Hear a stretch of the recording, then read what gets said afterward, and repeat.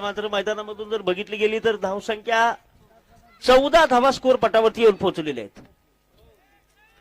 यावेळेस पॉवरफुल यावेळेस जातोय चेंडू हातातनं चुलेले आहेत 20. पुढील चेंडूसाठी पुन्हा एकदा वाह Kudale sir long of mid of चेंडू जातोय सरळ एका धावेत दुसऱ्या धावेत गेलेला आहे तिसऱ्या धावेत जातोय का बाउंड्री लाईनच्या बाहेर आणि चेंडू झाला ह्या चेंडूवरती फक्त. आणि आता मात्र वादळ चेंडू सीमारेषेच्या बाहेर आणि पारितोषिक पटकावलेला 100 रुपये. मात्र सुरेख असा षटकार बघा आणि अजून एकदा मारलेला चेंडू आणि मला वाटतं हा ही